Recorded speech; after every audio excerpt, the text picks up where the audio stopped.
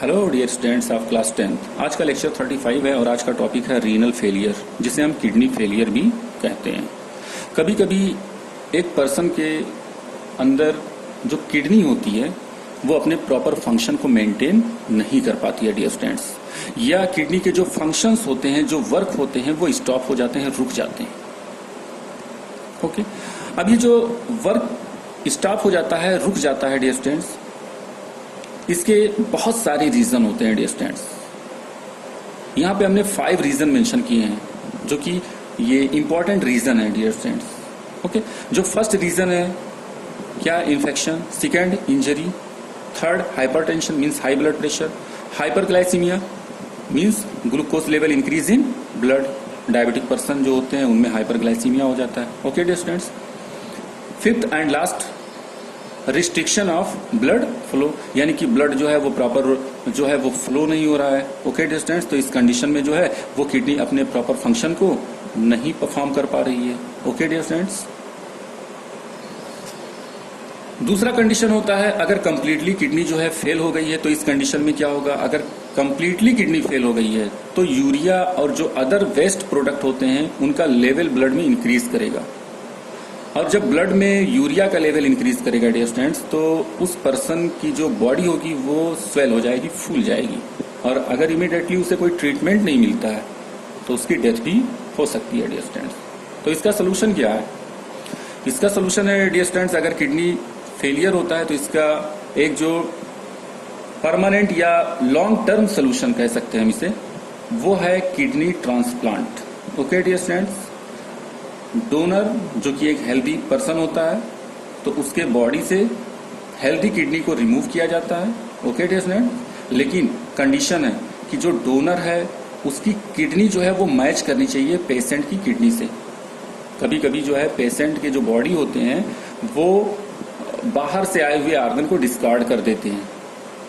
Okay, मतलब स्वीकार नहीं करते हैं, एक्सेप्ट नहीं करते हैं dear students.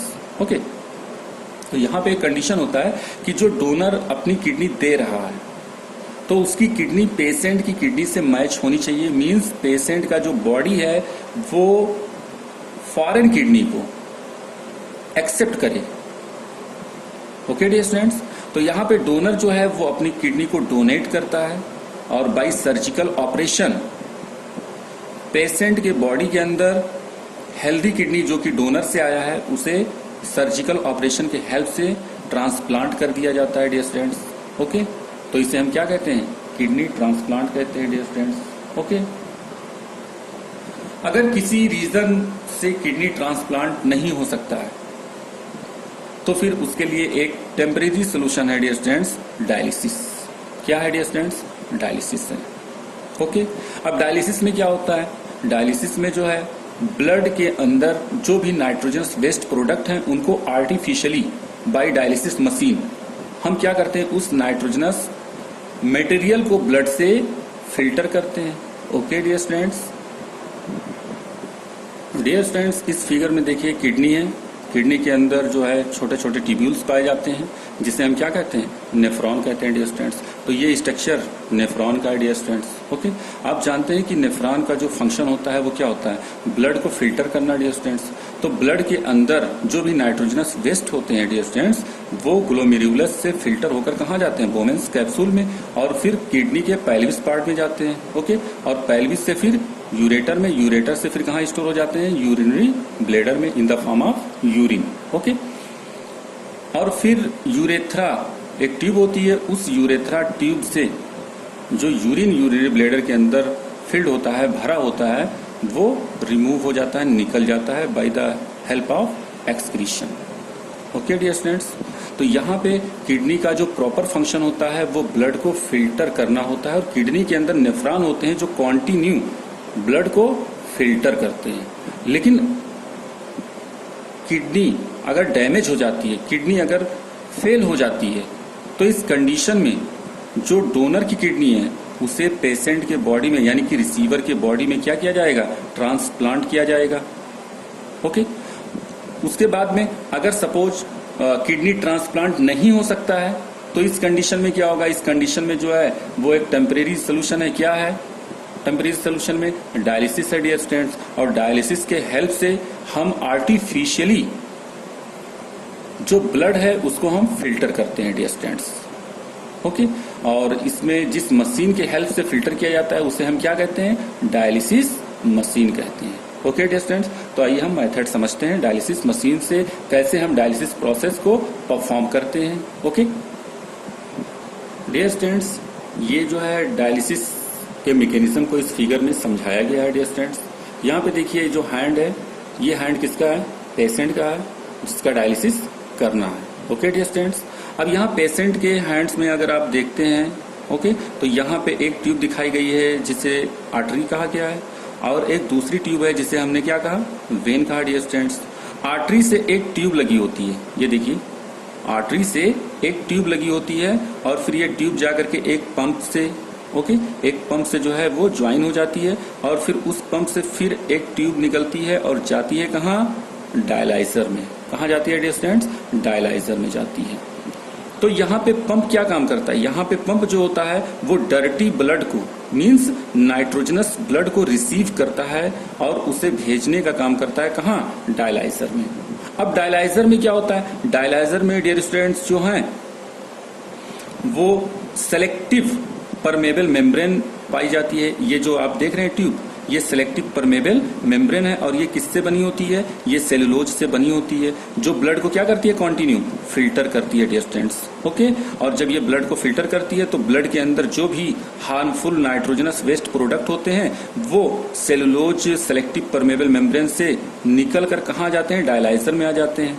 Okay, after that जो प्योर ब्लड होता है या जो क्लीन ब्लड होता है जिससे नाइट्रोजनस वेस्ट प्रोडक्ट रिमूव हो चुके हैं, वो क्लीन ब्लड जो है वो फिर एक दूसरे ट्यूब के हेल्प से जो है वो कहाँ भेज दिया जाता है डियर स्टूडेंट्स, वेन में भेज दिया जाता है। ओके, तो आर्टरी से ब्लड को रिसीव किया जाता है, डायलाइजर में आता है डियर स्टूडेंट्स, और डायलाइजर जो है इसमें सेलुलोज से बनी हुई एक सेलेक्टिव परमेबल मेम्ब्रेन होती है जो ब्लड को फिल्टर करती है कंटिन्यू, और आफ्टर दैट जब ब्लड का फिल्ट्रेशन हो जाता है उसके बाद में क्लीन ब्लड को जो है वेन में भेज दिया जाता है।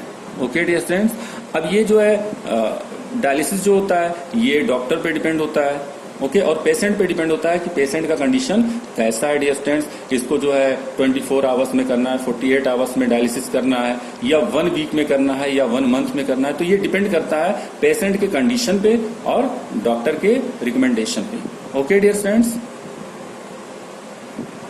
डियर स्टूडेंट्स इस फिगर में देखिए, नेफ्रॉन के फिगर को देखिए आप, यहाँ पे जो है मैंने कहा था कि नाइट्रोजनस मटेरियल के साथ साथ कुछ यूजफुल मटेरियल जो होते हैं वो फिल्टर होकर के कहाँ जाते हैं, बोमेन्स कैप्सूल में, और फिर ये यूजफुल मटेरियल और नाइट्रोजनस मटेरियल जो है वो हेनेल्स लूप में आता है, यहाँ जाता है।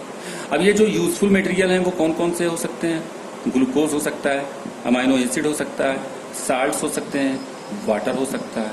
तो अगर ये सारे मटेरियल्स जो हैं वो यूरिन के साथ साथ बाहर निकल जाते हैं, हमारे बॉडी से बाहर निकल जाते हैं, तो फिर ये हमारे बॉडी को जो है वो बहुत ही क्या होगा, हमारे बॉडी के लिए जो है वो बहुत ही हार्म कंडीशन होगा। ओके डियर स्टूडेंट्स, तो इनका क्या होता है कि ग्लूकोज, एमाइनो एसिड, साल्ट्स और वाटर का रीएब्जॉर्प्शन होता है। रीएब्जॉर्प्शन का मतलब हेनेल्स लूप से ये रीएब्जॉर्प्शन प्रोसेस के हेल्प से हेनेल्स लूप से निकलकर कहाँ जाते हैं, इफरेंट आर्ट्रियोल के ब्लड में आ जाते हैं। कहाँ जाते हैं, इफरेंट आर्ट्रियोल के ब्लड में आ जाते हैं, और इफरेंट आर्ट्रियोल के ब्लड में आने के बाद ये यूजफुल मटेरियल जो है वो हमारे बॉडी को में वापस चले जाते हैं।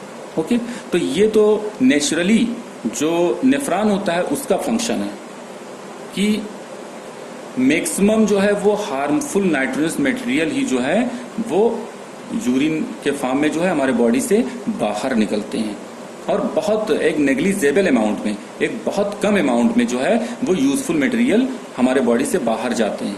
ओके, लेकिन मैक्सिमम जो यूजफुल अमाउंट ऑफ ग्लूकोज है, अमाइनो एसिड है, साल्ट है, वाटर है, तो इनका रीएब्जॉर्प्शन हो जाता है, और रीएब्जॉर्प्शन के हेल्प से ये फिर हमारे बॉडी में रिटर्न हो जाते हैं, चले जाते हैं दोबारा।